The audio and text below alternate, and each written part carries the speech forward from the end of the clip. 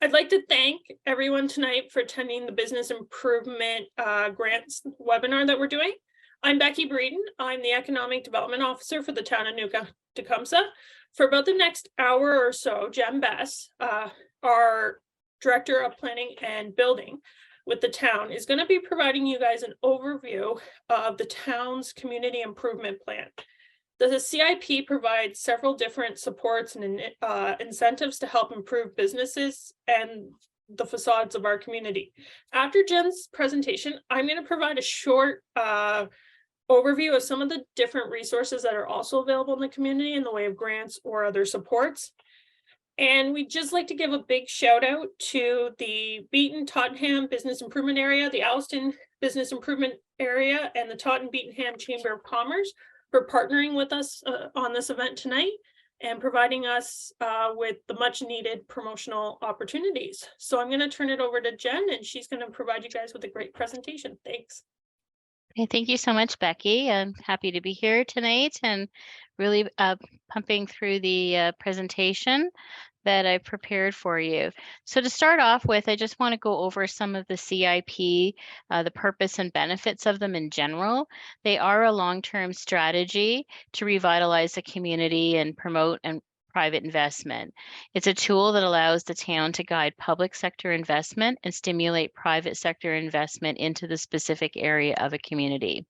The CIP, or the Community Improvement Plan, targets areas in transition, need of repair, rehabilitation, and redevelopment, including the preservation of heritage buildings. CIPs can also support affordable housing and industrial land initiatives. Overall, it helps to address local priorities and boost community pride. So in New Tecumseth, the first CIP dates back to 2005. And a couple of versions ago, it was 2012 was updated. And the focus has always been on the three downtown cores of Alliston, Beaton, and Tottenham. So between 2006 and 2021, 47 businesses received grants totaling over $589,000, demonstrating our commitment and investment into our communities. The enhancements included signage, facade improvements, assistance with upgrades to the current building code requirements. So in 2022, the updated new and improved community improvement plan was approved and became effective that day. And it expands the project area beyond the downtown cores for some programs and offers an increased suite of grants for local businesses, residents, and property owners. So it now includes further preservation and adaptive reuse of heritage buildings, the promotion and development of industrial lands, brownfield redevelopment, includes funding for project feasibility studies, as well as affordable housing. So I'm just going to give you the overview quickly, and then we're going to do a deep dive into each of the downtown grant programs. So we've got the facade building and property improvement grant. This is one of the most popular ones, and it comes from the previous CIPs. We've got the downtown residential improvement grant, commercial at grade conversion grant, public art, it's new, the privately owned public spaces, or the POPS grant, and a heritage grant for Beaton. So what I'm going to do is I'm going to start with the facade building and property improvement grant. And so when I refer to Schedule B in the CIP plan, it really deals with the downtown core areas of Alliston, Beaton, and Tottenham. As I mentioned, it was been the most popular grant programs and includes commercial, institutional, and mixed-use buildings. So for facade improvements, you get 50% of the eligible cost to a maximum of $25,000, whichever is less.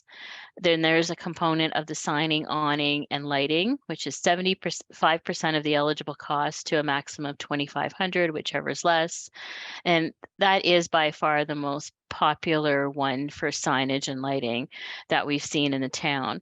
There's also building code upgrades, 50% of the eligible cost to a maximum of $20,000, whichever is less. Property improvements, 50% again, and this is to a maximum of $25,000, whichever is less.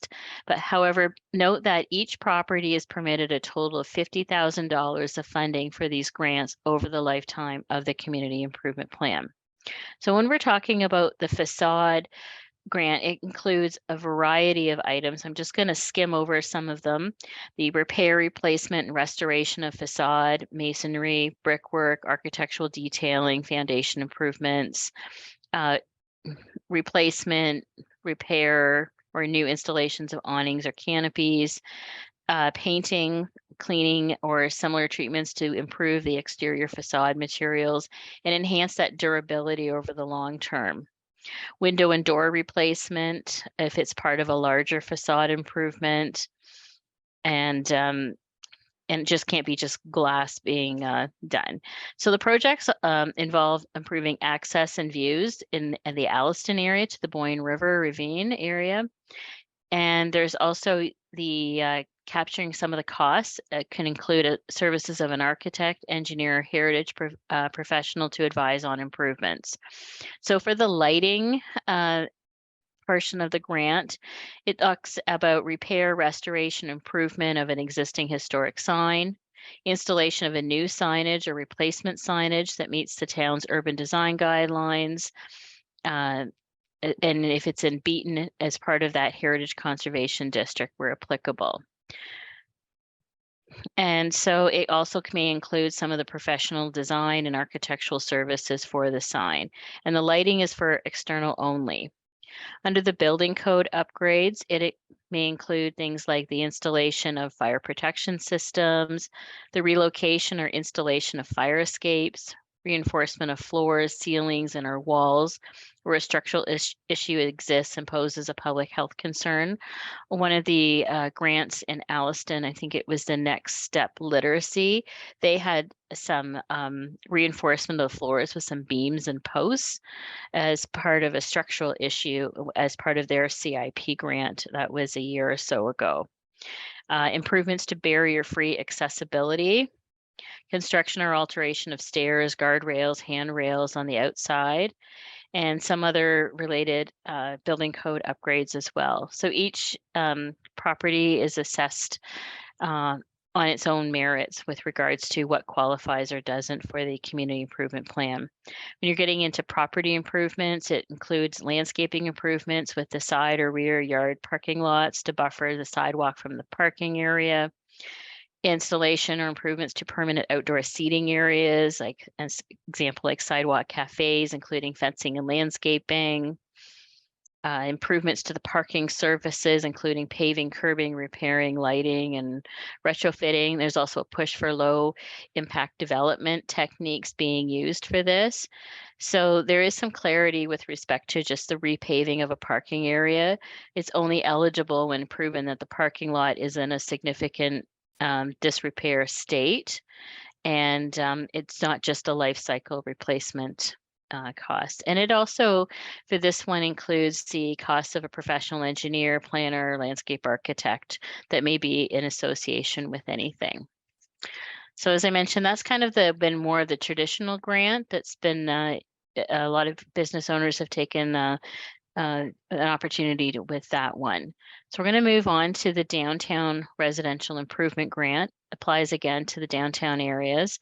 It applies to properties for development or improvements of residential units in the upper stories and or the rear of mixed-use buildings.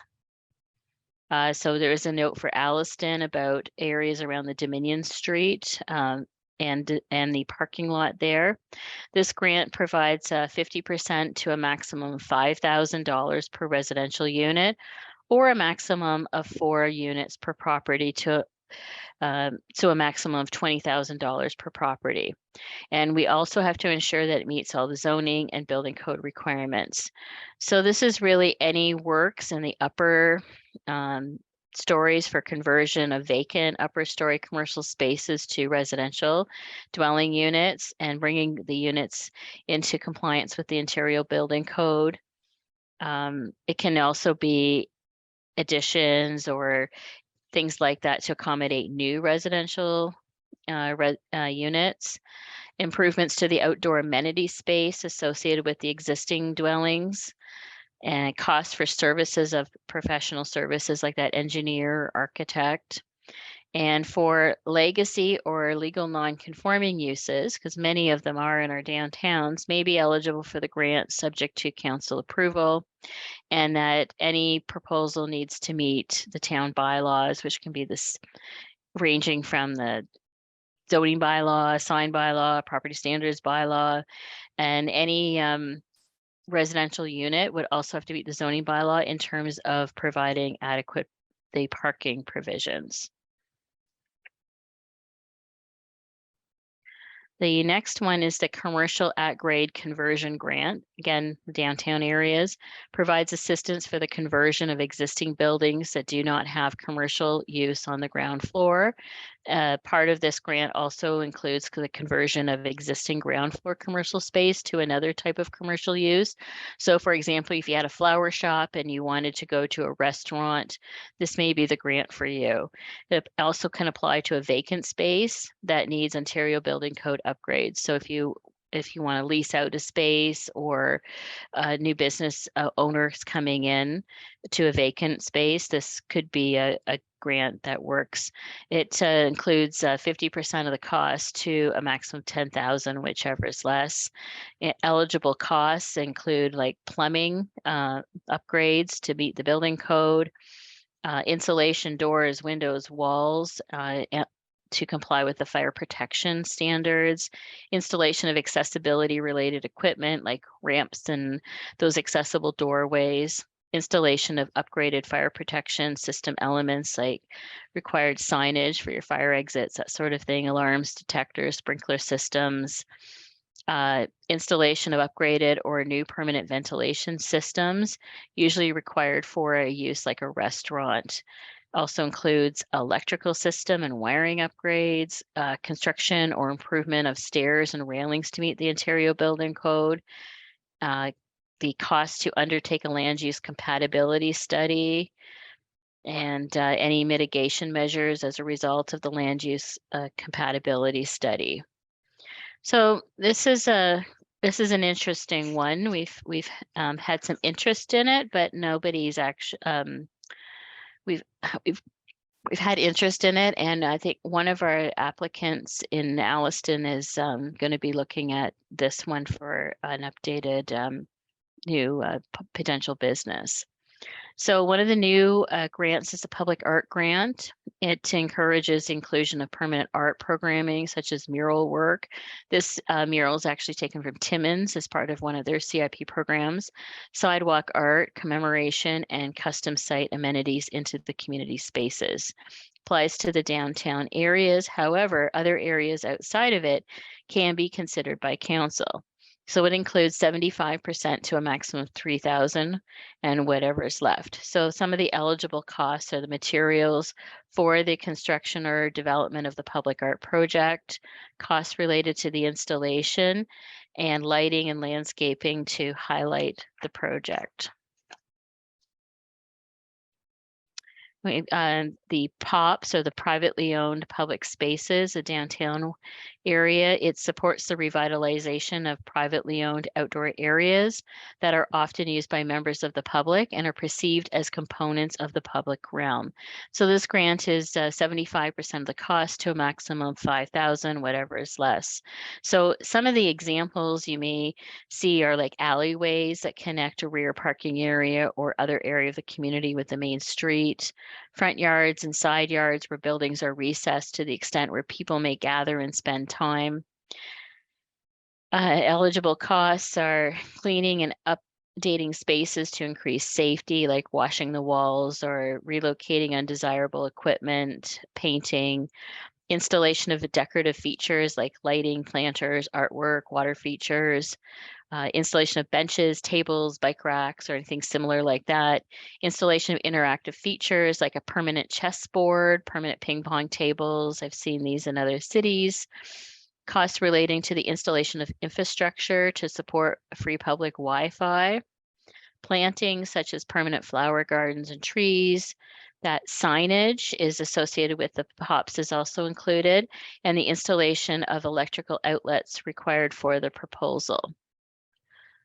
Now we move on to the Heritage Grant, and This is assists in the maintenance and repair of identified historical features that have been designated within the recently approved Beaton Heritage Conservation District Plan. So this one was just approved at the beginning of October and includes 50% of the eligible cost to a maximum of $3,000, whatever is less. So this grant actually applies to the buildings that have been designated as contributing properties within this new Heritage Conservation District. So I just put a snip of the map into the presentation, and it really covers like the main Street West, Center Street, 2nd Street, and the agricultural society lands there. And so this is really focusing on receiving a grant towards the conservation and restoration of the heritage features of the properties as described in the plan. So now we're moving on to a whole new set of grant programs, and there's a number of them, but the main common feature is that they use a tax increment equivalency grant.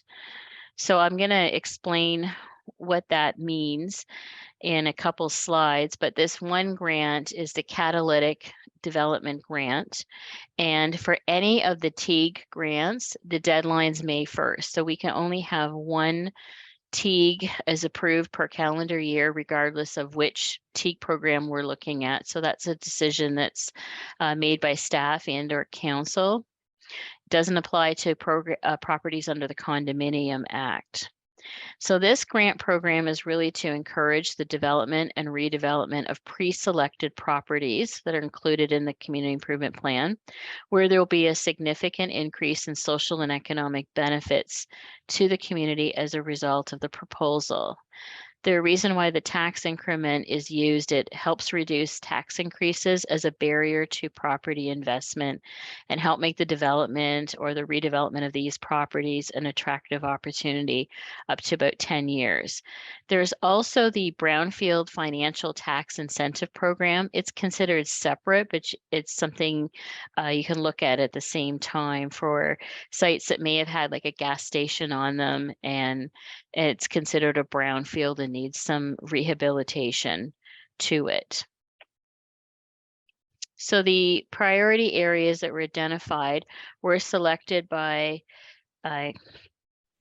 council, and they are going to be revisited in 2023. So as you can see in the top left corner is Tottenham, and that was really in the Queen and Main Street area there on the corner.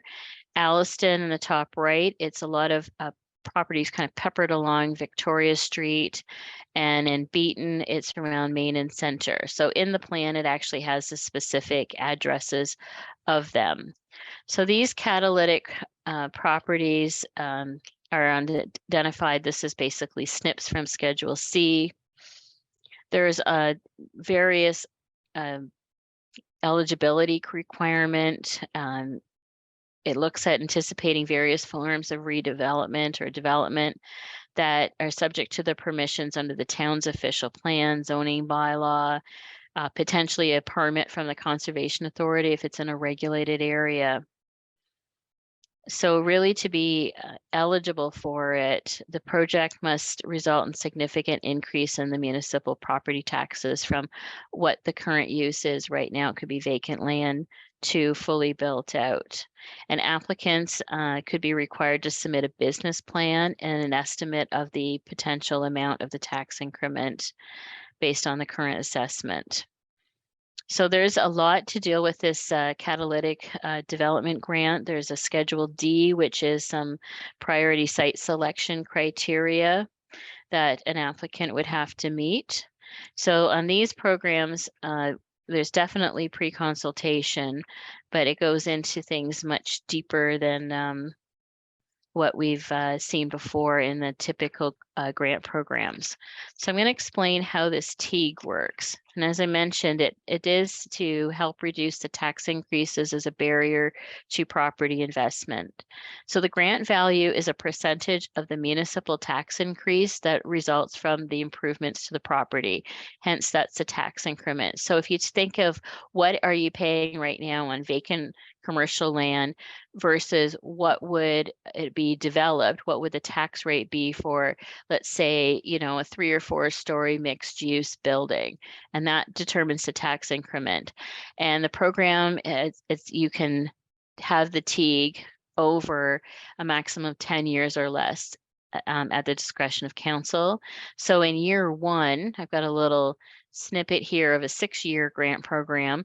The value of the grant equals 100% of the tax increment.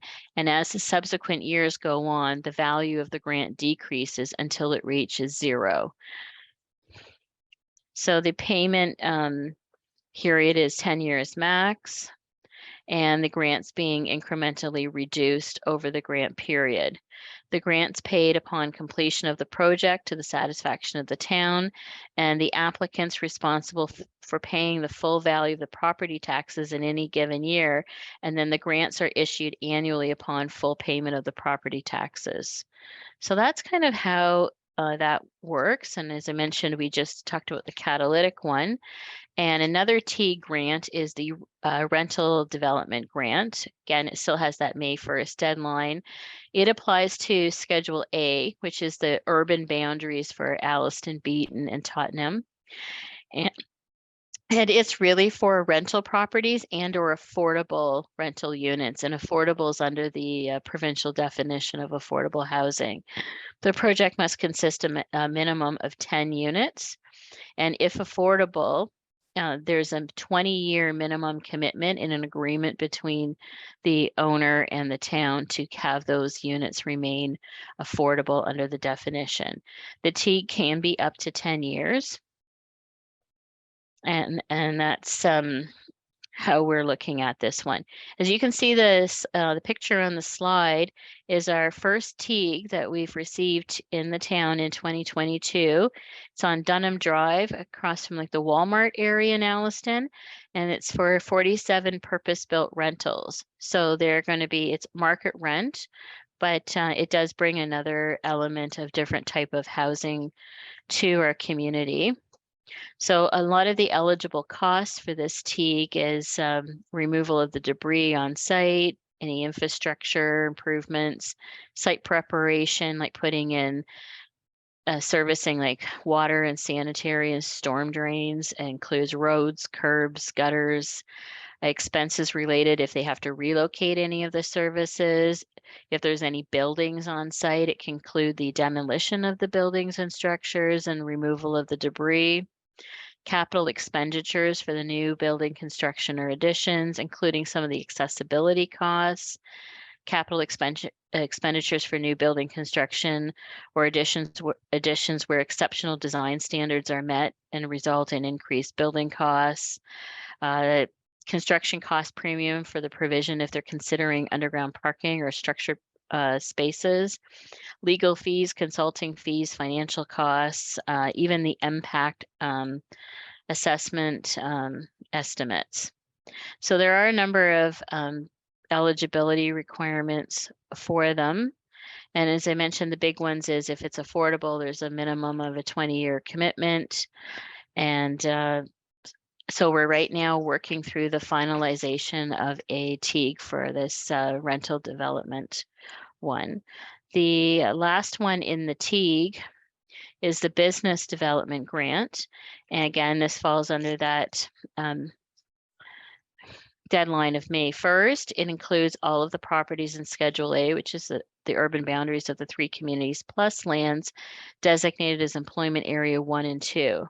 It's really to help stimulate new investment in targeted economic sectors.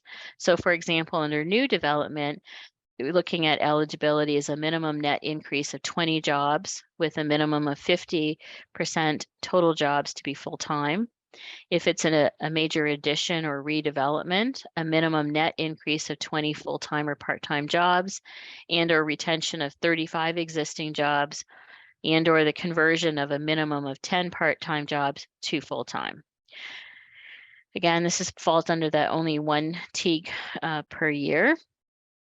But it really helps to expand and diversify the economy in the town. And that's what the basis of this one is a number of eligible costs is the demolition of existing buildings, development or redevelopment of a property, adaptive reuse or building rehabilitation and retrofit works are included, upgrades to on-site infrastructure like water, sanitary, water management, including those low impact development infrastructure techniques, development application fees, for example, if there was a rezoning needed or a site plan control or minor variance, any fees with any costs with the land use compatibility studies, costs associated with mitigation measures identified in that land use compatibility study, and similar to other ones with legal fees, consulting fees, financial costs, preparation of business plan, and so forth.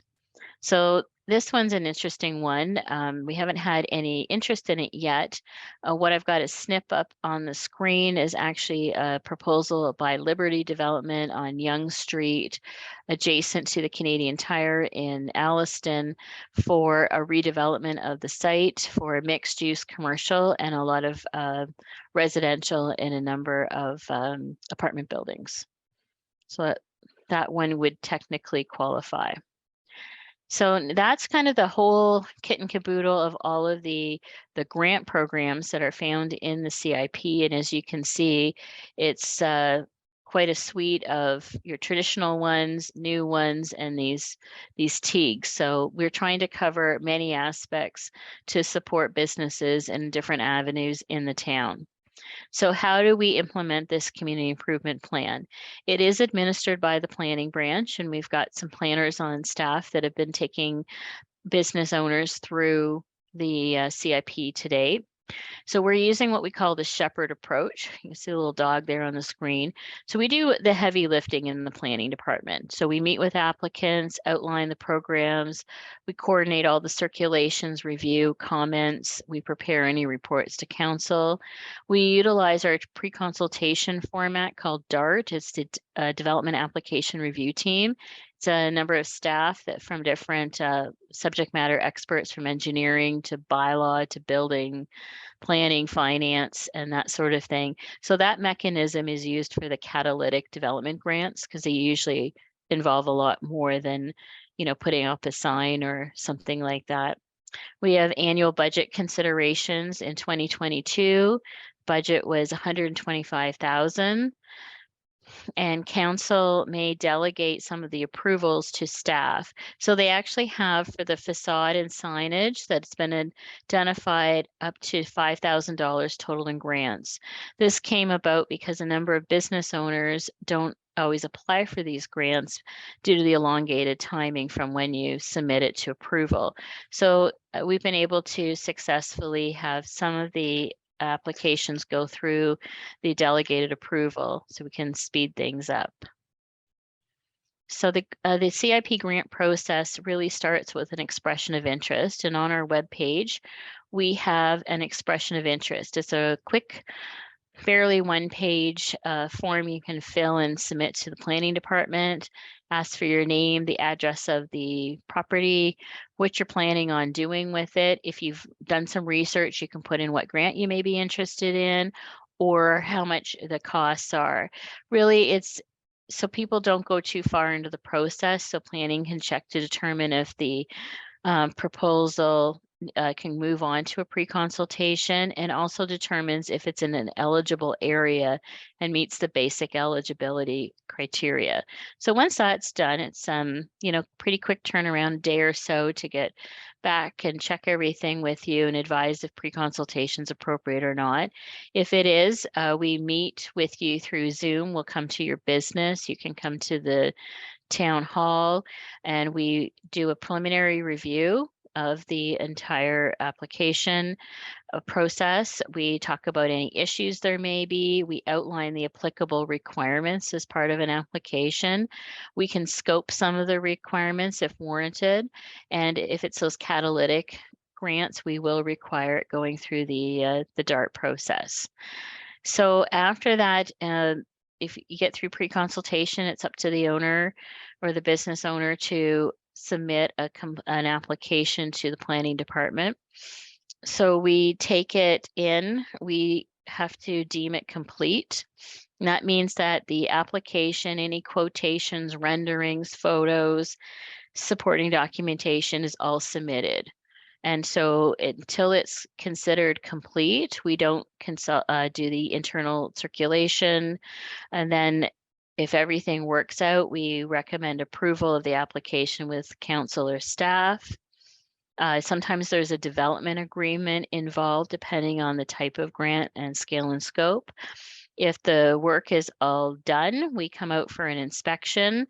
And if everything's good, we issue the grant payment to the business owner.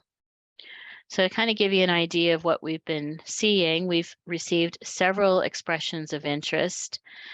2 grants have been awarded, 2 are in progress, including that rental housing TEAG. Approximately 56,750 have been committed to date, plus that TEAG. So, and there could be, and there's on the books could be more as well. We have that healthy budget of 125,000 that council determined in 2022, and through the budget deliberation process for 2023, council will determine what is appropriate for the CIP. Some of the challenges we've noticed over the past year with this new program is what is really included in a complete application. So we've had some applicants, they submit it and they think they're complete, but they're not. And planning, calls them and emails them and lets them know. And what happens is they sometimes commence the work before the application's deemed complete, and that automatically makes the grant ineligible. And unfortunately, we've had a couple of these situations. Another confusion is over quotes or the quotations you get for any of the work. We require for most of the grants 2 quotations, and it doesn't mean you have to go with the lowest one. You get to pick which one you want to go with. It just the application requirement is just 2. Expression of interest, we've had many of them have been outside the eligible areas, which has been a little frustrating for staff because the proposal looks amazing and we have to follow the process and the plan. And the business owners are also a little frustrated over this because they would like to take advantage of it. So for next steps, we're going to continue to promote the CIP through various events such as tonight and materials that Becky has produced. We're going to also be having a community improvement plan council report in 2023. Part of it is to provide a status update of the CIP grants and how things are working, endorsement of a marketing plan, and we're going to actually request council to update the CIP to address items such as additional eligibility requirements, including town bylaw infractions. So we've had one of those this year where there was an infraction with a town bylaw, and the thought was they should not be eligible for receiving a CIP grant.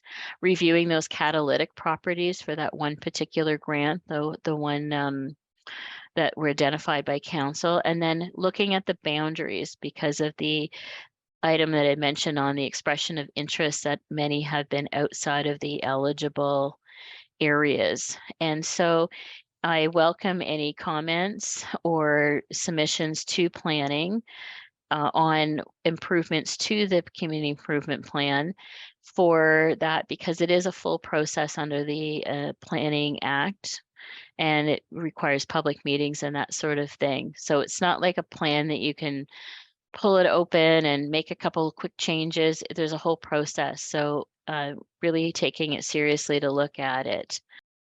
So Jen, next slide if possible. Yep. So we just wanted to say thank you from both Jen and Becky on everything at New Tecumseth, and the ECDev at newtecumseth.ca for any questions to Becky, and just some inspiration shots for potential CIP that you may recognize. So thank you again, everyone. And we'll, I guess, turn over to Becky for the Q&A side. Yeah, so I just wanted to say before we turn off the recording that, again, we'd like to thank everyone for participating. We'd like to thank our partners, the Beaton Tottenham Business Improvement Area, the Alliston Business Improvement Area, and the Tottenham Beaton District Chamber of Commerce for partnering with us tonight on this event and for promoting our session. So I'm now going to stop the recording and I will take everybody out of attendee mode.